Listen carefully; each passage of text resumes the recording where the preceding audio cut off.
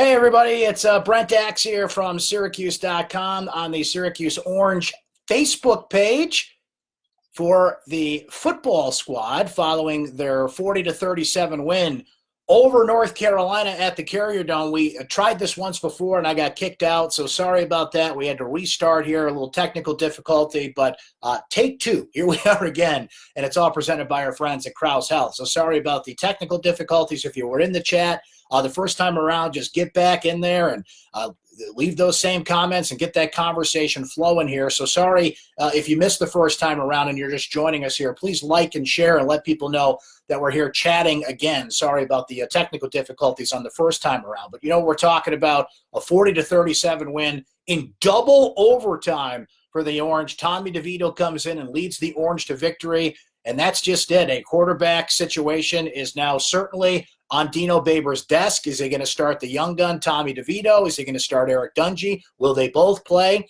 That's certainly a question going into the NC State game next week. Syracuse is 5-2, so they have more wins than the previous two seasons when they, had upsets in the first half of the year, pulled off some big wins, but faded at the end of the season and finished 4-8 in both 2016 and 2017. They have 5 wins. They're 1 win away from bowl eligibility with 5 games to go. And they got NC State coming in next week. NC State is playing Clemson as we do this live here on Saturday afternoon. So we'll see if that's still an undefeated NC State team that comes to the Dome next week or a team that fell to Clemson. Either way, Syracuse will have an opportunity to beat one of the top teams in the ACC, one of the better quarterbacks in the ACC, in Ryan Finley. And if Syracuse should beat NC State next week, sitting here at 5-2 and beating, again, either a 6-0 or 5-1 NC State team, they'll surely, I think, get into the top 25 poll, which was an opportunity that they had going into that Pittsburgh game a couple weeks ago before the bye week, but fell to 4-2 and lost that chance. But big makeup call for the Orange today. And as we were saying, what a huge difference between 5-2 and 4-3, because you can't lose this game to North Carolina at the Carrier Dome, lose 3 in a row, lose to a 1-4 football team. The way that Syracuse, was kind of sliding in this game, some missed opportunities all over the place. Despite that, they were hanging in there with what is, kind of a bad, average, however you want to phrase it, North Carolina team. So Syracuse wins, they get to 5-2. And now they set up a lot of questions for next week, and they set up a big opportunity next week. Just 35,000 listed at the Dome today, 35,000 and change. There was really only about 25,000 people at that game, kind of butts in seats, but maybe the fans will get a little kick from Tommy DeVito and his performance today. Look, he comes in for a struggling Eric Dungy. Just to look at the numbers here, Eric Dungy in this game finished 17 of 33 for 224 yards in this game. He was sacked 4 times. He was under duress a lot. Fair to mention that.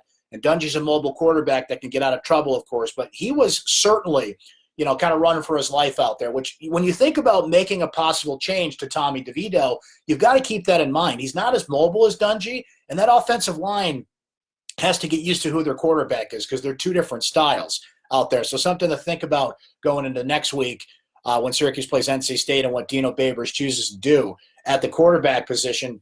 There were a few drops, to be fair, to Dungy, but there was also a number of passes he just did not connect on. I think of a pass to Mo Neal. It was just a little screen pass that he hit Mo Neal. I think he had a sure touchdown. He's throwing deep. He's not connecting. He's not there. And then to see DeVito come in, bam, 50-yard pass to Jamal Custis. Bam, 42-yard pass to Nykeem Johnson. That throw that he had to Custis, different throw in the corner of the end zone in overtime. Sharp throw there. Comes in and just revives the offense. Now, this is a North Carolina team that wasn't expecting him. Sometimes backups come in and they kind of ride that emotional, kind of adrenaline wave. But once things settle down and teams can watch film and get after the freshman a little bit, a redshirt freshman in this case, these guys can take a step back. But DeVito came in at the right time and revived this team in this game. And there is a massive difference between 5-2 and 4-3 for this Orange football team. And again, it sets up a big, big day against NC State at the Carrier Dome next week. DeVito overall was 11 of 19, 181 yards, 3 touchdowns. And he came in the middle of the fourth quarter. He came in with about 5 minutes to go in the fourth quarter and put up those kind of numbers. And he threw an interception as well, which you would expect a redshirt freshman to do. He's learning to read the field and see things out there. Didn't see the Carolina linebacker who had an easy interception there, but Bottom line, the Orange come out with a win they had to earn and ride the wave, and fans literally left the building in the Dome. Maybe you turned off the game wherever you're watching us here on Facebook Live today. And, that's football. To steal a phrase, that's football, Susan, right? To steal a phrase from John Sterling, the voice of the Yankees. Go Red Sox, by the way. Forget those Yankees. Let's go Sox in the World Series. But that's why you play to the end. And DeVito provided this team a big, big spark. A defense that was kind of coming out of the bye week. We were questioning the linebackers and would they improve and what would Syracuse working on the bye week to get them better. Kendall Coleman makes a huge defensive play. If Nwatu comes in for an injured Chris Frederick and played a terrific game, knocking away a number of passes, in position to grab a number of passes. So that's a younger player contributing. DeVito, of course, being a redshirt freshman. You've had a number of young players, freshmen, sophomores, that are making a difference on this team. Taj Harris with some catches today. Nykeem Johnson, one of the younger players on this team, comes in and makes some huge catches on the day. So you've got a real mix of veteran guys and younger players that are making the big plays out there for the Orange. And we'll continue to see how Dino Babers balances that out. It's a relatively healthy team, but, some owies piled up, as Dino likes to say. Devin Clark did not play in this game. We mentioned Frederick's ankle injury. Scoop Bradshaw got hurt in this game. We'll see what his status is for next week. So, owies, injuries, however you want to phrase them, piling up for Syracuse. You just can't lose that game to North Carolina. It's an inferior team that you should beat at home. And if you want to, kind of flex your muscle and say you're a team that should be in the conversation for the top 25, 5-win team, 6-win team, 7-win team, 8-win team, whatever they are down the stretch, then you got to win these games at home. And, the Syracuse defense struggled at times. Elliott comes in, Nathan Elliott for North Carolina, just to give you his numbers. And they had a freshman come in last week who looked great, but he got hurt at the quarterback position, and people were kind of wondering how Elliott was going to look. Well, pretty good. 34 of 52, 321 yards, 2 touchdowns for North Carolina in what turns out to be a losing effort. That short pass tearing up the Syracuse defense all day. So there's still questions there. You still gave up 37 points. You gave up the short pass all day, and a lot of fans are still questioning, that Brian Ward defense for the Orange. That defensive line not quite as dominant as usual. Weren't getting to Elliott as they have other quarterbacks this year. Again, made plays when they had to. Alton Robinson had a huge play on a 3rd and 2. We mentioned the Kendall Coleman play and the pressure that he made. So, that defensive line seems to step up when they really need to, but not quite the dominant performance that they usually have. Ryan Guthrie, to give credit where it's due, I think had a terrific game for Syracuse at the linebacker position. So it wasn't all the linebackers that had a bad day, but that's going to be a scrutinized position going forward. But look, last game before the bye, Pittsburgh, you go to overtime and you're on the short end of the stick because Eric Dungy throws an interception on 1st down in your first possession in overtime. And it's funny because a young Donovan McNabb once upon a time earned the starting job for Syracuse. Remember, there was a quarterback competition. Kevin Johnson, Keith Downing, Donovan McNabb. McNabb won the job in 1995 against North Carolina. Did Tommy DeVito do the same thing today against North Carolina? Dungy has not finished the season the last 2 years because of injury. Will he? I'm sure he's going to play again at some point, but will he not finish the season in a sense as the starting quarterback because of performance this time? I think Dungy's hurt. I hate to speculate about that, but he just doesn't look right. His accuracy is not there. There's times he walks off the field and you can kind of see like his shoulder is really stiff and almost dead in a way, and he's got to kind of work it back in there. I'm not Dr. Axe. I just play one here on Facebook Live, but a lot of you have commented on that. And if he's not hurt, then you certainly got to take him out as the starter because he's just not making the throws. I gave you the numbers. The accuracy isn't there. He can run the ball. He's, a leader on this team. He's well respected in that team, but football is a game where you got to put your best players on the field, right? You got to ride the hot hand, particularly at the quarterback position. And Dino Babers is going to have a real choice to make heading into that NC State game next week. So enough of me. Let's see what you guys are saying here in the comments.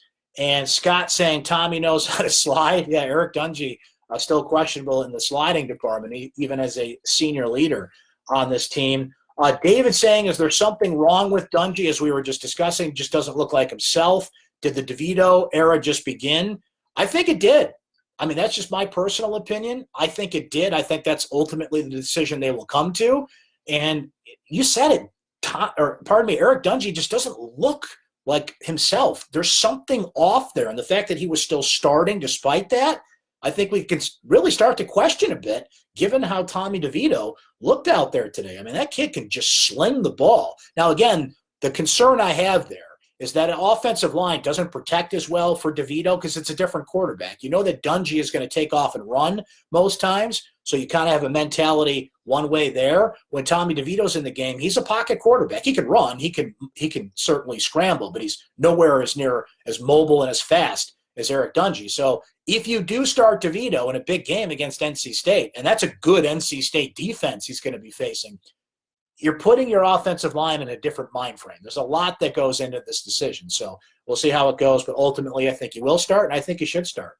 Rob saying, this game made us experience far too many emotions. During the fourth quarter, I was starting to wonder if Syracuse was too deficient in certain areas on both sides of the ball for their styles of play to be consistently effective, or is what we're trying to do on both sides of the ball just not going to get it done in Power 5. Then Tommy DeVito comes in and lights the spark. I think a lot of people were questioning it. That offense was stalled. The defense was not as dominant as they've been in certain areas. And even special teams, a rare misfire from Syracuse on special teams today. Andre Schmidt missed his first field goal. He hit a couple later, but missed his first field goal in 11 tries. He had hit 11 in a row up to that point, and Syracuse allowed a North Carolina punt return for a touchdown.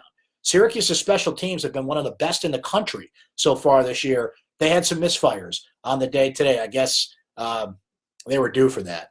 Amber says when he isn't hurt, his shoulder was hurt since the Western Michigan game. I was at that game. Yeah, it looked like he definitely hurt his shoulder in that game, and Syracuse has been very coy about that. They've been dancing around it. You know, I think it's a situation where he can play through it. It's not an injury that prevents him from throwing the ball. It's a pain tolerance thing. But clearly, he's not himself. He's just not 100%. So they've got to keep that in mind in deciding who should be the starting quarterback of this team. Greg saying that he gets rid of the ball. He's decisive. Jake saying, I think this will make a very interesting dual quarterback threat for the rest of the season. Both quarterbacks have strengths that will work in different situations. And look, that's something to think about. There is an advantage that, look, NC State's going to prepare for two quarterbacks either way. But if NC State has to do it, and Wake Forest has to do it, and Louisville has to do it, and if Notre Dame has to do it, and Boston College has to do it, right? If everybody's got to do it, that could be an advantage for Syracuse. Back and forth, I think this team is certainly used to it in a way. Again, my concern is now the offensive line's just in a different mind frame, and you're kind of screwing up how they do things. That running game gets spurts here and there. I think Mo Neal had some real opportunities out of the passing game today to make a difference, and Dungy just didn't get him the football. So Dungy at least gives you the option to run the football. Tommy DeVito doesn't. So you got to think about that. If your passing game is stalled, at least DeVito, Dungy, I got it both in my head now. At least Dungy gives you the opportunity to take off and run, get that big gain. He had a 16-yard touchdown run in this game. DeVito doesn't quite give you that. So something to think about. But the dual threat possibility is certainly there. And I think that's something that Dino and Mike Lynch and this coaching staff really has to think about going forward. But if it were me, and I'm not a football coach, I just, talk about football coaches and play one here on Facebook Live and on the radio and other places, I start Tommy DeVito. But I keep Eric Dungy very close by for situational plays and just have the option to put him in there. Eric's a pretty, prideful kid. It's his senior year. He wants to be the guy that leads Syracuse kind of back to where he thinks they should be. We know how competitive he is. We know how spirited he can play. He's still a team leader in that locker room. There's a lot of things to think about.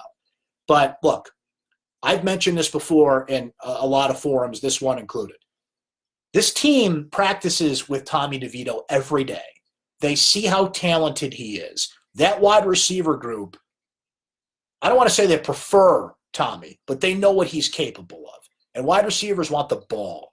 And this is a good, talented group of wide receivers. Jamal Custis gives you the big target. Ravian Pierce at the tight end position. Catching that winning score today gives you that red zone threat. Nykeem Johnson is a future star. Taj Harris is great. I'll tell you, Ed Hendricks was looking good through camp before he got hurt. When he comes in next year, his name slips my mind at the moment. Remember, they brought in that Michigan State transfer for next year's team as well. There's a lot of good receivers on this team. So do you start building the future with Tommy now or let Eric Dungy kind of lead you to prominence? We have not seen the last of Eric Dungy one way or the other. I think he's going to play in certain spots, but you just kind of have to decide who's the guy in the locker room now.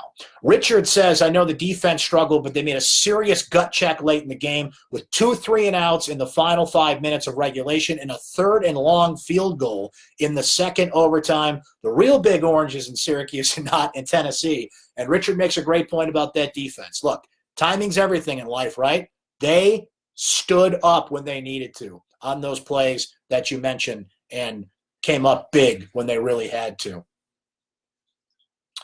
I like Joe's comment about Tommy may have to register that gun. He's got such a cannon. That first throw to Jamal Custis, I mean, you just see the juice on that throw. But he put some touch on the fade route to Jamal Custis. Now, there's something that's got to be brought up here, okay?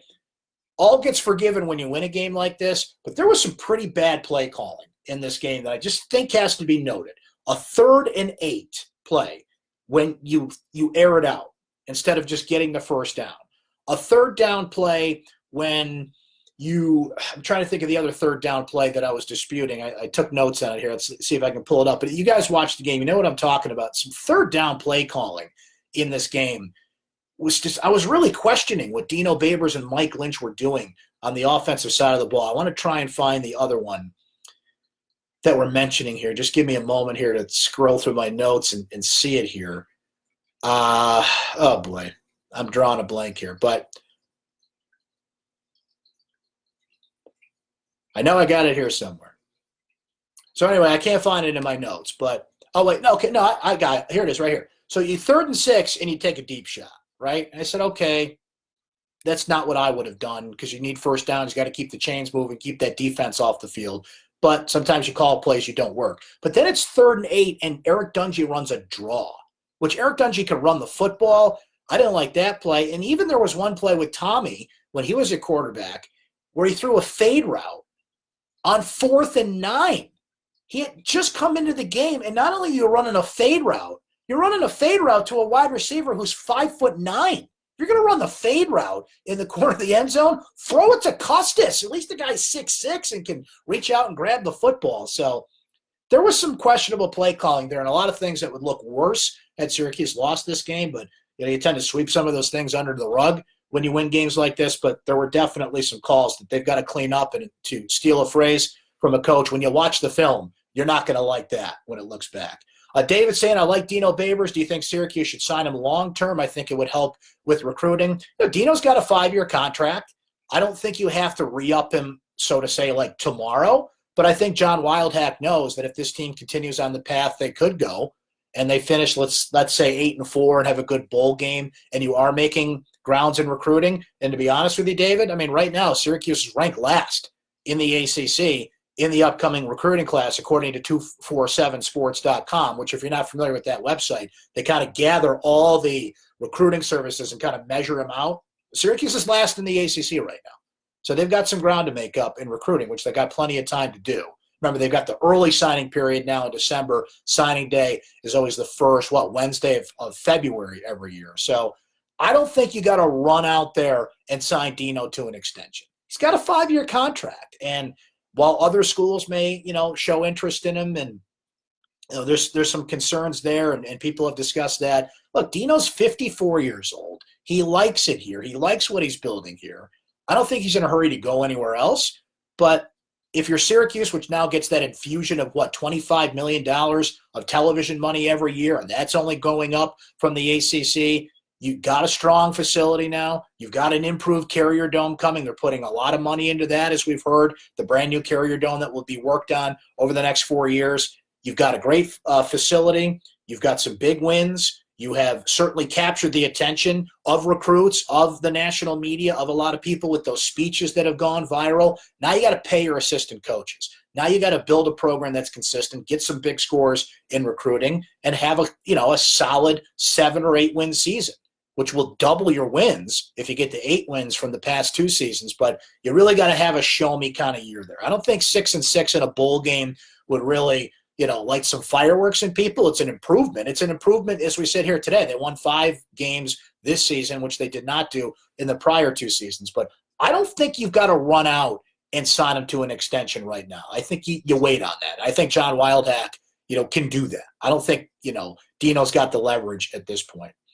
Some of you are saying it might be a 6-year contract. You could be right about that. Certainly, he's in year 3 of what is a long contract. It's not like the thing expires at the end of this season or next season, and you got to hurry and go out there and do it. But, it's on the table. That's for sure. John saying we can't lose coach. I think a lot of people feel that way. And you know what? Look, I feel that way in this sense. Syracuse has recycled through a lot of coaches, either by horrible coaches and Greg Robinson, Doug Marrone rebuilding the program and getting the call to the NFL, and Scott Schaefer kind of running into a situation where a new AD came in and wanted his own guy here, and then that AD left in the middle of the night and went to Minnesota. And, Dino and John Wildhack are kind of in this arranged marriage, as they like to put it.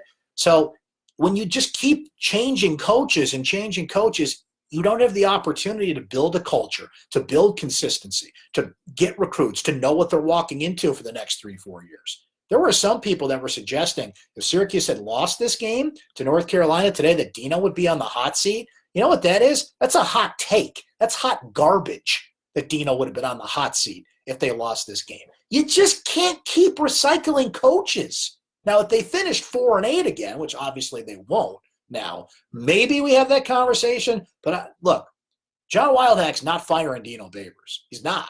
It's just not going to happen. They could lose the rest of the season and finish, 5-7. He's not going to fire him. And he shouldn't fire him, by the way. So do you go out and sign him to an extension tomorrow? I don't think you have to.